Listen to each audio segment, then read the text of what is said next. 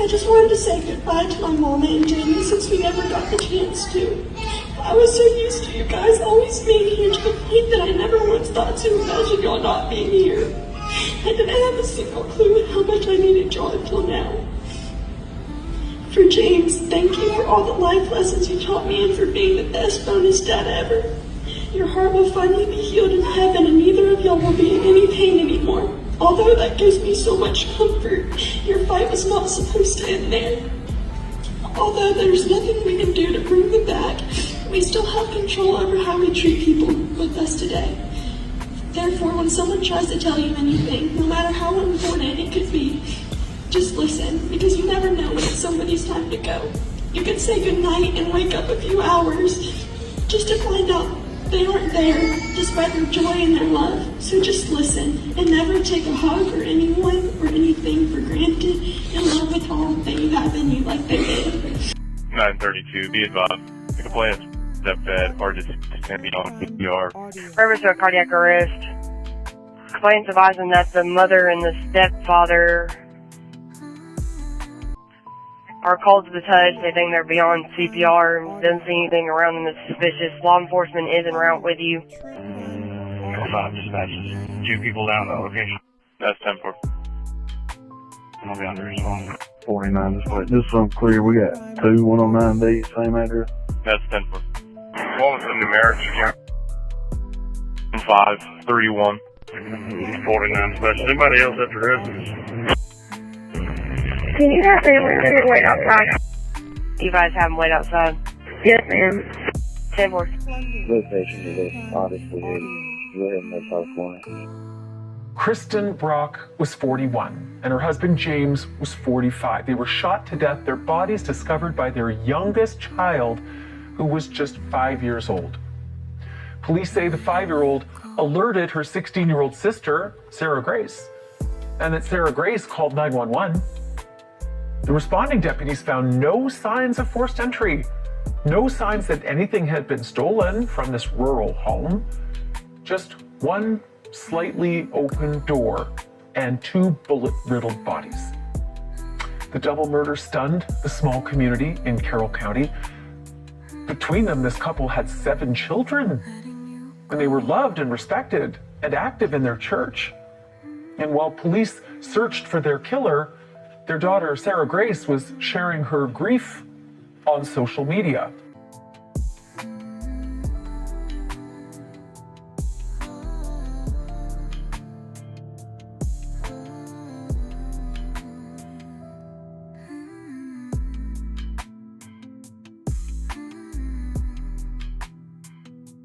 Another video, Sarah Grace crying and asking, please send prayers for healing. She reportedly even reached out to a true crime podcaster for help in solving her mom and stepdad's murders. I heard about it on June 4th of this year when Sarah Grace herself reached out to me via TikTok Messenger, and she asked if I could cover the case of her parents who had been murdered and it was unsolved. I get requests like that a lot, so I agreed to do it and showed her compassion. And then yesterday happened. Yesterday happened? What happened yesterday? I learned that Sarah Grace herself, the one that requested that I make a video, was arrested for the murders of her parents, her mother and stepfather. That was then, and this is now. There's Sarah Grace just a week ago, looking pretty glamorous and very, very happy. 6 months after the murders here, 5.5. And then here is Sarah Grace this week. We've got pictures of her courtesy of the skilled photographer at the Carroll County Sheriff's Office. Sarah Grace Patrick is now 17 and facing very, very adult murder charges for the death of her mother and her stepfather. She turned herself in on Tuesday, escorted by her biological father. Today, we can confirm that an arrest has been made in the case. Kristen Brock's 17-year-old daughter, Sarah Grace Patrick, has been taken into custody and charged with 2 counts of murder and 2 counts of aggravated assault in connection with the deaths of her mother and her stepfather. She, was using terms like, oh, I think you should post about this because it will be a big story.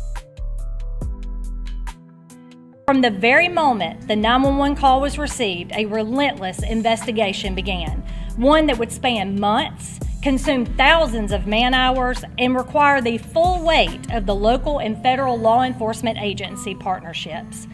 Today, we can confirm that an arrest has been made in the case.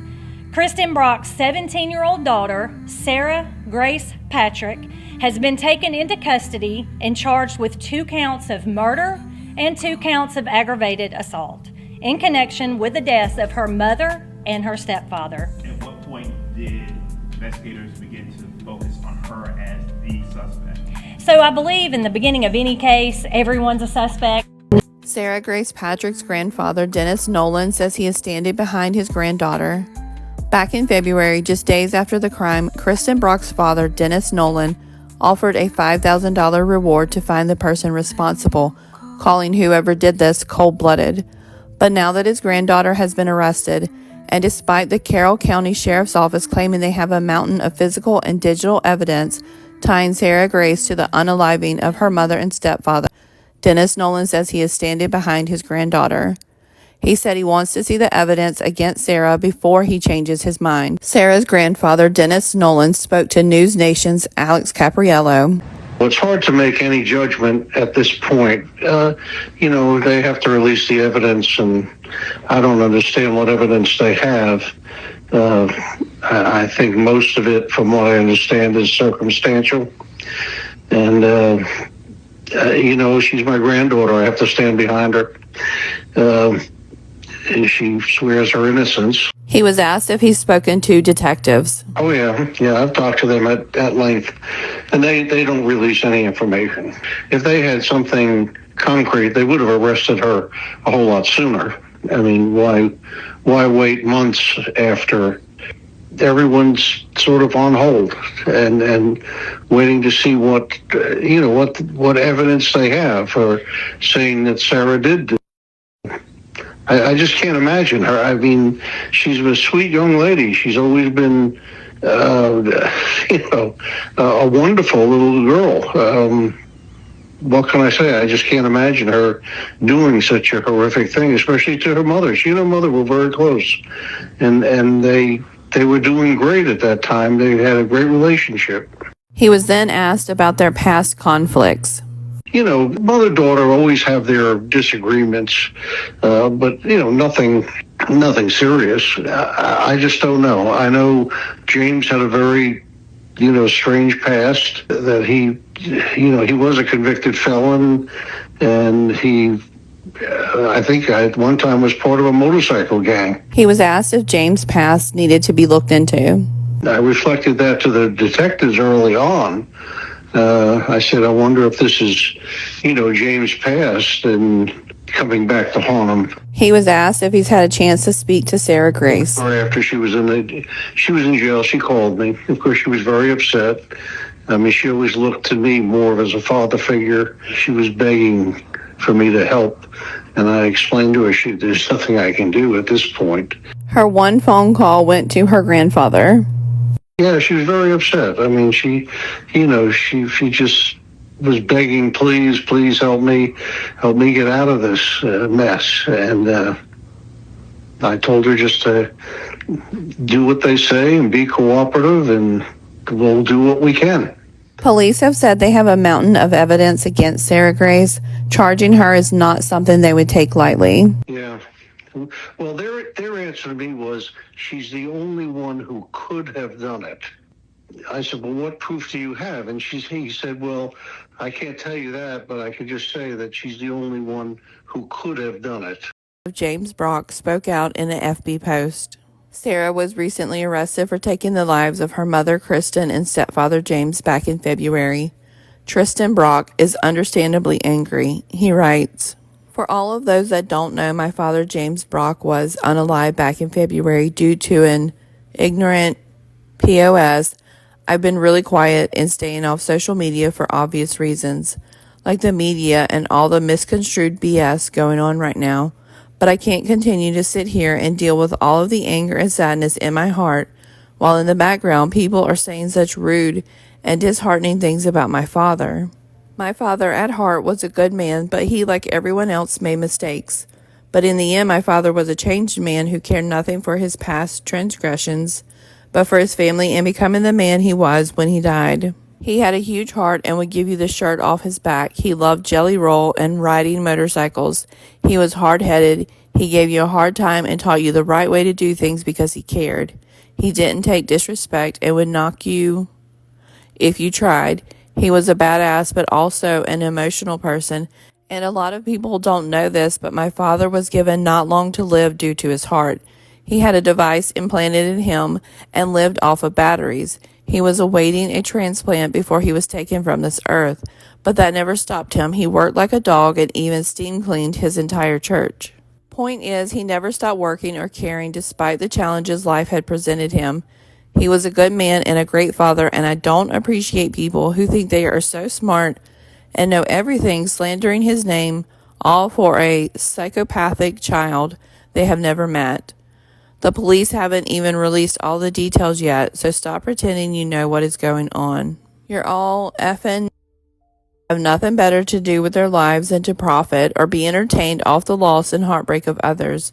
At the end of the day, all you social media warriors can say what you want, but before you put your unwanted, ignorant 2 cents in, think about his family who is hurting over this.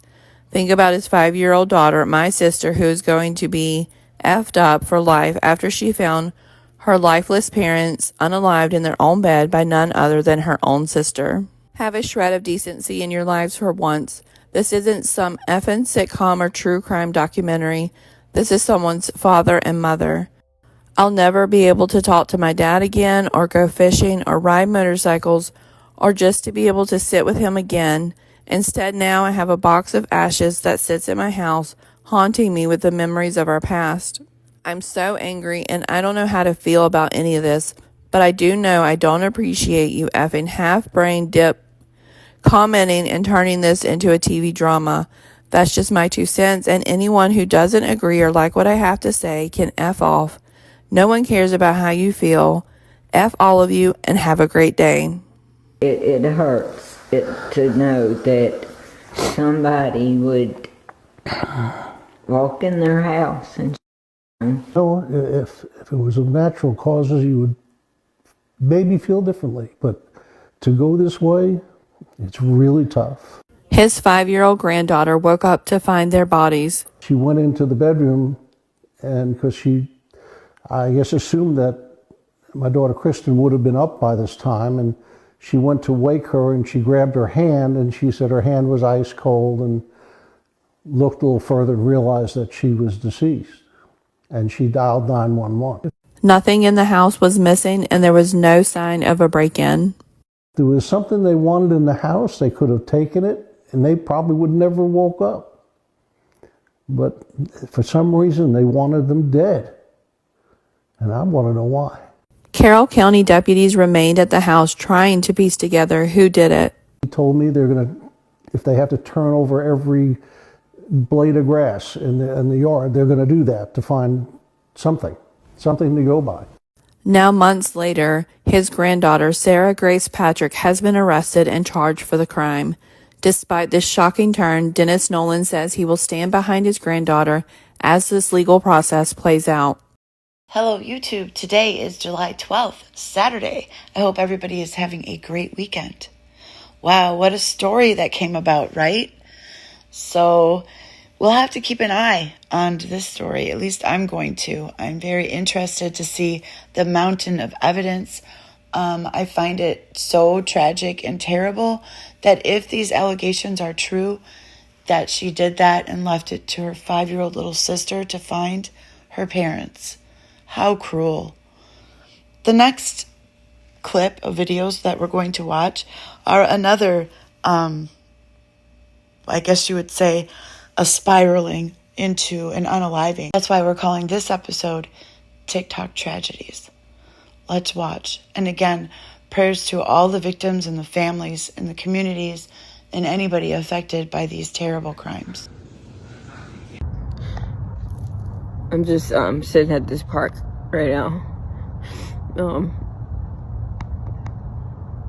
I wanted to I had to talk to my neighbor Wayne again and like clear up everything with him, because how I said how like he always like he's always like he always like look at me a certain way or something, and I told him that like I don't want to have sex. I told him that. So it's like, you know, sometimes he would give me something to eat or something if I didn't make anyone on Instacart.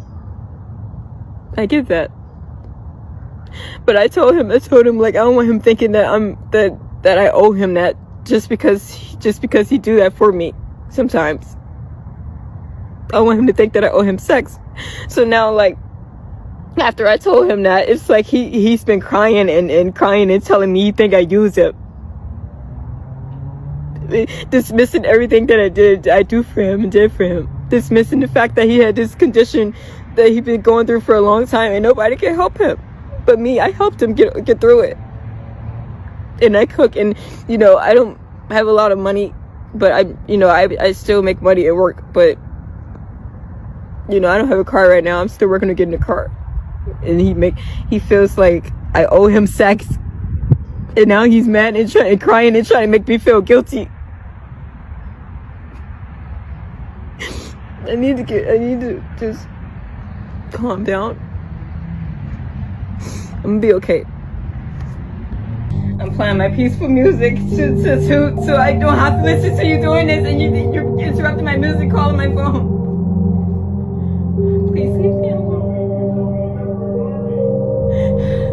Stop fucking with me! Leave me alone! Leave me alone! Please! Leave me alone!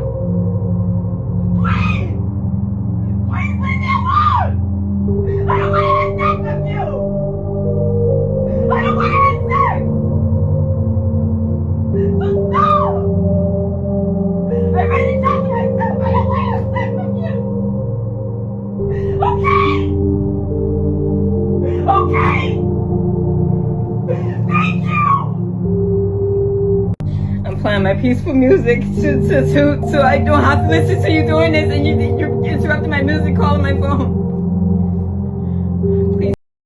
I got sent home early yesterday. I got sent home early today by the same person. I'm telling you, she's a bully. This shit isn't funny.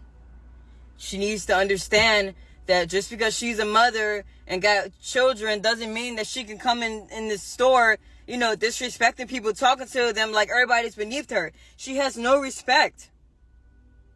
And it isn't funny at all. Like, seriously, man, I got shit I gotta take care of. And she keeps sending me home early. It's not funny. She's playing games.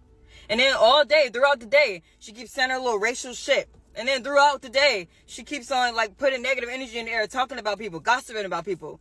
It's not funny, man. That shit gonna have to stop. She's a bully. I'm telling you. She's a bully. She brings a lot of negative energy in there. She always panic when there's a lot going on, and then she try to manipulate that and make it seem like we ain't doing something right, but we are working really hard and doing great. It's just the fact that she panicked, and I caught her a few times making a mistake, and she tried to hurry up and play it off. You know, nobody's perfect. It's fucking McDonald's. It happens. You know what I mean? Like, sometimes, like, somebody might get confused. So fuck, it gets busy, yeah. But she needs to stop playing like she don't be making mistakes. I be catching her.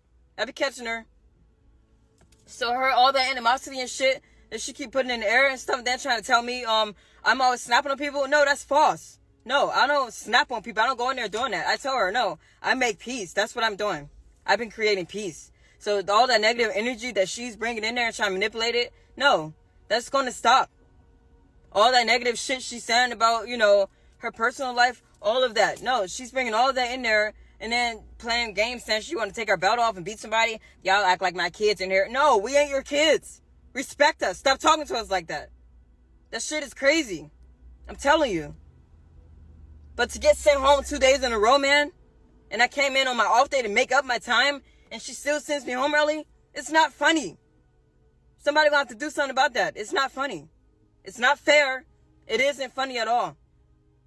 So, you know, she could keep being a bully if she wants to, but that shit is going to catch up to her. Because it ain't funny at all. It ain't. She coming in there and talking about some, yeah, I broke my door in half and I had to pull my gun out on my kids since it's an ad. Well, you know, telling us that, like, what did you pull the gun out on your kids for? You sound like a fucking psychopath. That's what I wanted to tell her. She was talking about some she blacked out. I'm like, yeah, you must have had blacked out if you pulled the gun out on your kids. Like, you know, like, I'm like, tell me this for, like, she think she's, like, trying to make it seem like that. She big dog or some shit. About you telling me about you pulling the gun out on a kid? I don't fucking, After your Honor, Sean Hayes on behalf of the people. Thank you very much, Your Honor. Please, this honorable court, may I give a contract on behalf of Mrs. Muhammad, who does appear to be assumed. Your name, please, ma'am? Afeni Muhammad. Very good. You're here today for arraignment on the charges of murder in the first degree, premeditated, count 2, carrying a weapon with unlawful intent, and a habitual second notice. Mr. Licata, how does your client wish to proceed?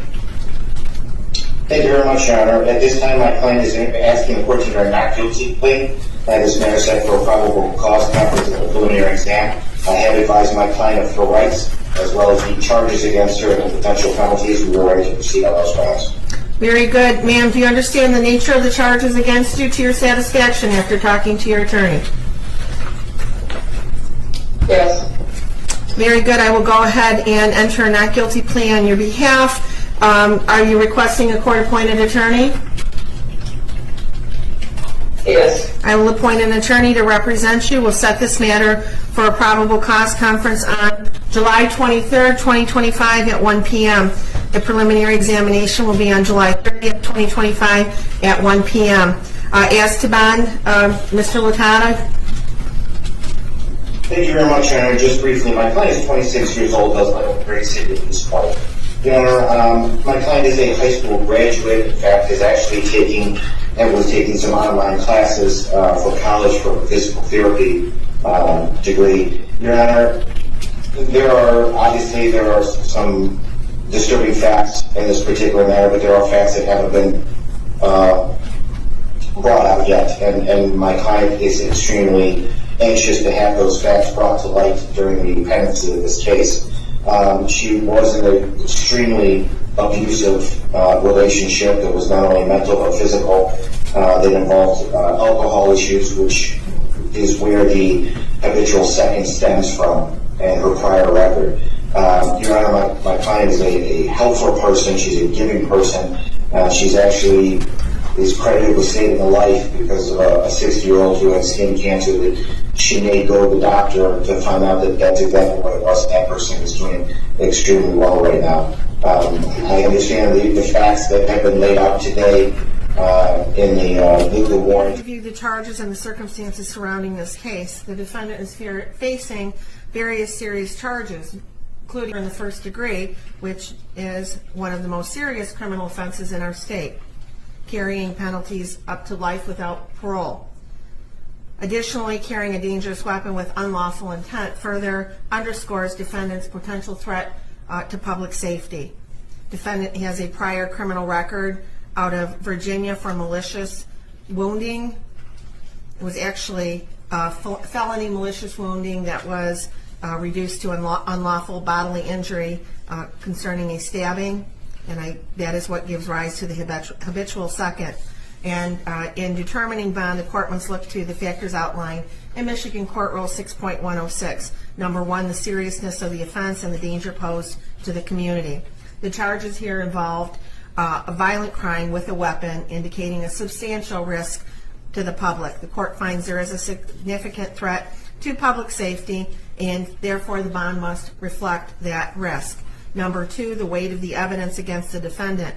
While the evidence is not fully before us and the defendant is cloaked with the presumption of innocence, the nature of the charges along with the prior criminal history suggests that there is substantial evidence against the defendant. Defendant's criminal history: the defendant has a violent criminal past. The history supports the court's concern that the defendant may engage in further violent conduct if she is released. The defendant's ties to the community: while the defendant is relatively young at 26 years of age, there's no indication that she has any significant stabilizing ties to the community that would ensure her return for court appearances. Without these ties, the court is concerned about the likelihood of flight. Number 5, defendant's risk of fleeing or failing to appear. Due to the severity of the charges and the habitual offender status, it makes the defendant a high risk for flight. The court finds that this factor weighs heavily in favor of a high bond amount. Substance abuse or mental treatment, although there are no reports at this time suggesting that the defendant suffers from mental health or substance abuse issues that would mitigate the risks posed by defendant's release, the court is, after considering all of these factors, going to be setting bond at $25 million, cash surety only, with conditions. If the defendant is able to meet those conditions, she must be on a GPS steel cuff tether. She is not to leave the state of Michigan. She is to report her address within 24 hours of, she must report any change of address within 24 hours. There would be stringent daily contact with community corrections as to her whereabouts. She also would be required to have alcohol and drug testing as conditions. It's important to remember that both of these young ladies have only been charged. They are not convicted yet in a court of law, so everything that we just watched is absolutely alleged until they're convicted. Now, the first story, she was 16 when it happened. Her 5-year-old little sister found them. The family had really been through a lot. They were a large blended family. As you could see in the screenshots, they were grateful for each other. Or so it seemed. There was one, though, that I guess wasn't so grateful. But she certainly put on a heck of an act. Kind of reminds me a little bit of Lisa Richards there. I mean, just saying.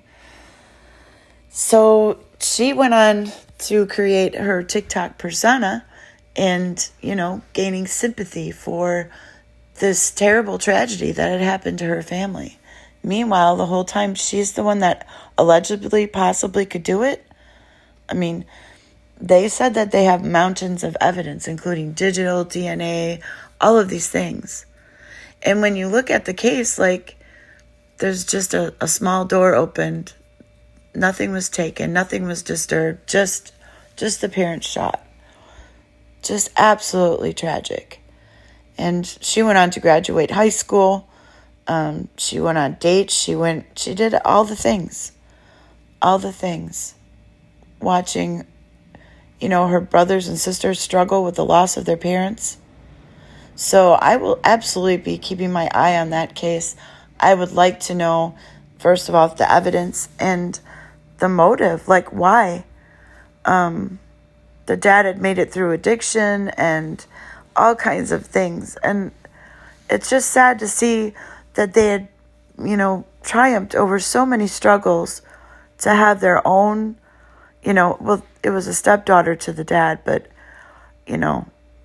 the mom, your own daughter taking you out after finally finding peace and happiness in your large, blended Brady Bunch family. So sad.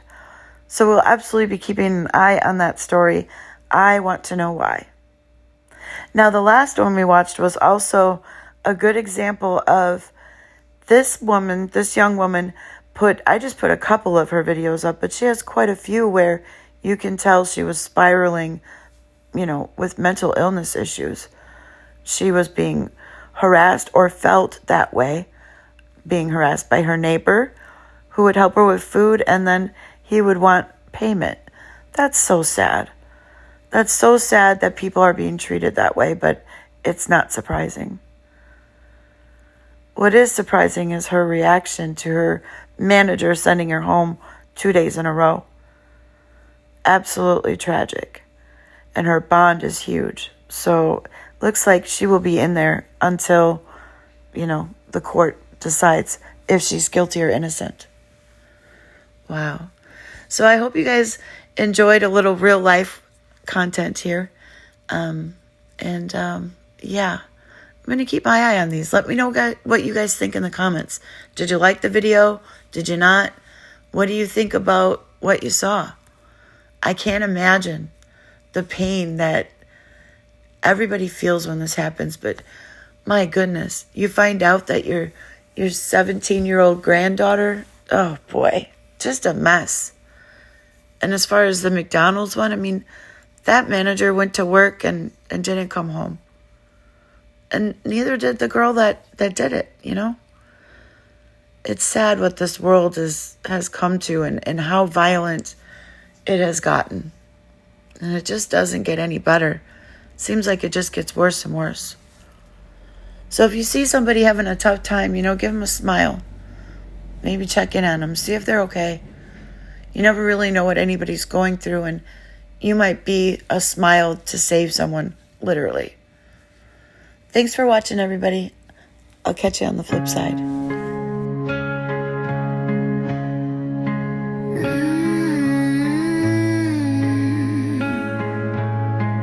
The world feels heavy tonight. Tension in my spirit isn't sitting right.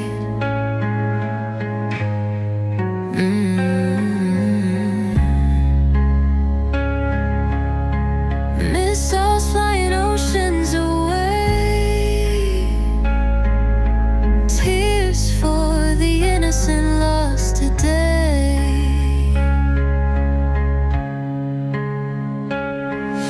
Silently my mind is twisting. A lifetime lived while the world was ending. Let the light be shown, what are we defending? I'm tired, I'm angry, afraid for my legacy. There's so much left, yet they've taken the best of me. This heart still burns with passion, still love my country, though it's out of fashion.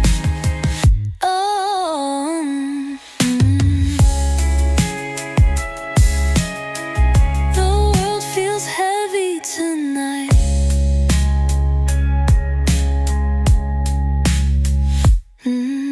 Silently my mind is twisting.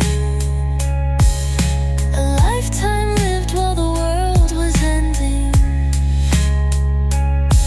Let the light be shown, what are we defending? I'm tired, I'm angry, afraid for my legacy. There's so much left, yet they've taken the best of me.